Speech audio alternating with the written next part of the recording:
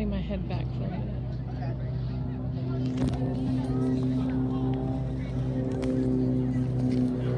Sorry, I didn't mean to hit my record. Here he comes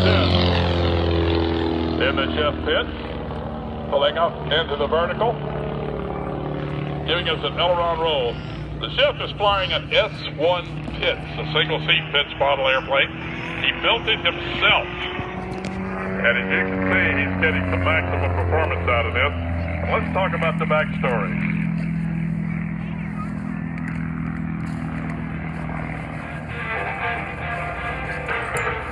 There we go. Had to put another quarter in the jukebox. Here he comes back in on a rolling down after a charge two. Clement was born in upstate New York, and he became fascinated in his flight there in Elmira, and he wanted to become a pilot. Unfortunately, his economic status did not allow him to take flight training. He just simply ran out of money. So he transferred his professional ambitions to that of food service and became an award-winning chef at the resorts in the Catskills in upstate New York. He spent the summers in upstate New York, the winters in Palm Beach, flying in such as Key Largo. Now, it was while driving to work one day that he noticed a partially complete Pitts airplane, or a partially complete airplane, he didn't know what it was at the time, in a garage. Stopped, inquired about the project, and found out that the owner was not going to be able to complete the project, so he bought it and completed this airplane, which we call the Chef Pitts. And he transitioned from being an award-winning chef to being an award-winning airshow pilot. This definitely shows that your life can change direction. He now works for Palm Beach Jet Center, where he maintains corporate aircraft, and on the weekends, he flies all over the country in this airplane to perform at air shows. So the lesson here is the fact that no matter what your aspirations, there's always a way to get there. You gotta stick to it. And this man is definitely stuck to it. And we enjoy watching him fly this airplane. The Pitts S-1, designed by Curtis Pitts, originally flew with about a 45 to a 65 horsepower engine, way underpowered. Curtis Pitts started producing plans, and people bought those plans. We talked a little bit about that when Keith Davis was flying. And they built their own airplane. The wings are wood, the fuselage is tubular steel. So the person who built the airplane from the plan definitely was interested in getting into the air. Well, this airplane here was Chef Pitts, Clement's ticket to getting into the air to become a pilot. And because he had an excellent aerobatic airplane, he became an air show pilot. And we've seen him here today demonstrating not only that he can make a fine souffle, he can also make a fine display of the airplane. Now he's coming back around. Let's see if he's on one of the radios right now. I'll do it. So check in with him.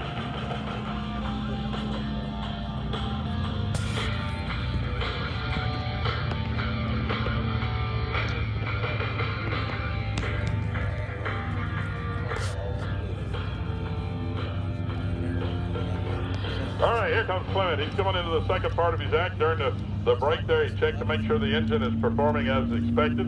His seat belts are tight, both set, and he's bringing the airplane back in to the aerobatic box. Now at about 100 feet right now. Back in the air show distance. And he pulls up and around with the wingtip smoke and takes the airplane, draws us a barber pole on the way up.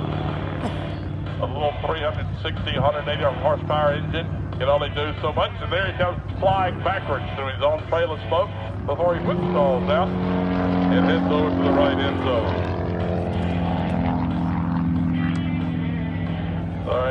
reaches the right-hand side of the aerobatic box, he's going to pull the airplane back around. Now, as Clements gets turned around, notice out on the runway that our pole-holding crew is getting ready to stand up these poles that are 20 feet long and have a ribbon between them.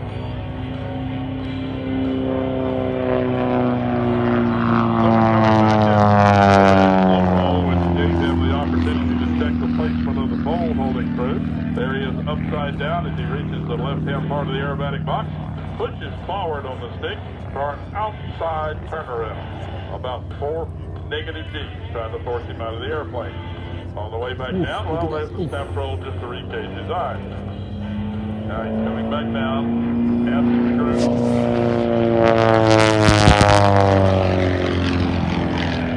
All right. We'll find out here in just a moment if he's ready.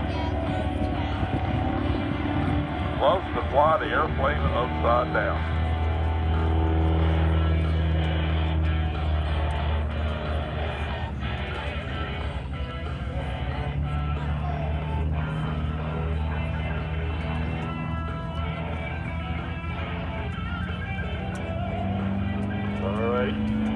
Coming in from the left now.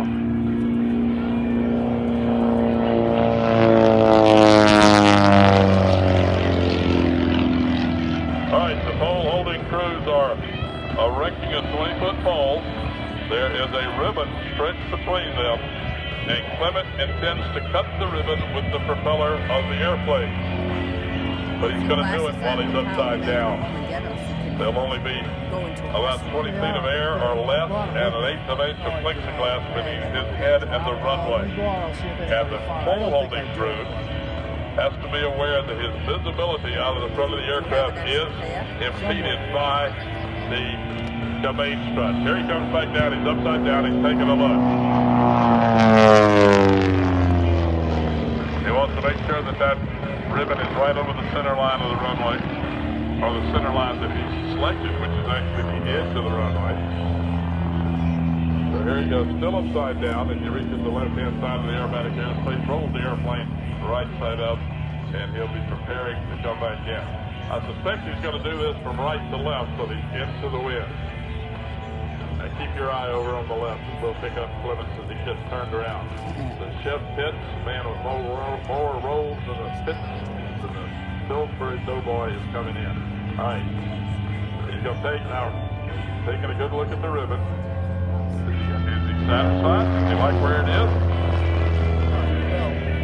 Well, looks like he may be.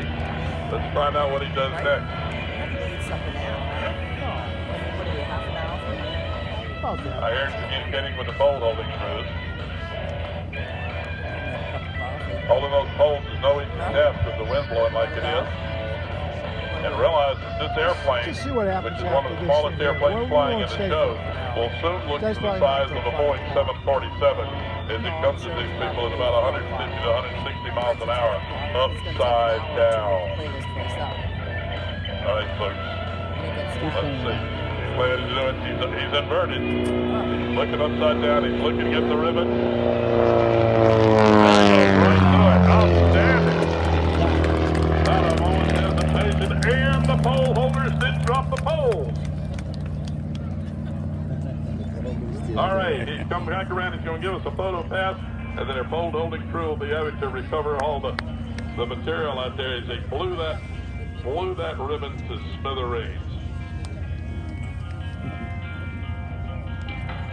And I noticed one of the crew had a GoPro attached to his forehead, so I suspect he got some great photographs of what's going on here. In fact, this is from yesterday.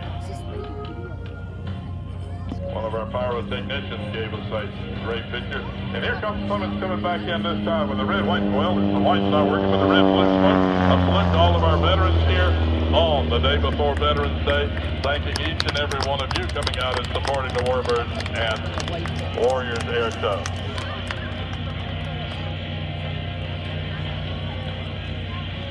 And he's been cleared to land runway 5. Now for a pilot that's transitioning into the pits from another training airplane, the landing is the most adventurous part, because this airplane has a very nasty habit of trying to change ends on you, which is called a ground loop, and no performer, no pilot wants to do that. So, and the airplane, again, is so small you don't get in it, you kind of put it on, and as he flares the airplane, that is, pulls the nose up to slow down to touchdown, the runway disappears from his view behind the engine, the conveyance struts and everything else that's out there. So he's depending on his peripheral vision and some good old by the seats type flying to make sure that everything works out that well. All right, salt box is getting in position. Gina, you're supposed to be up here.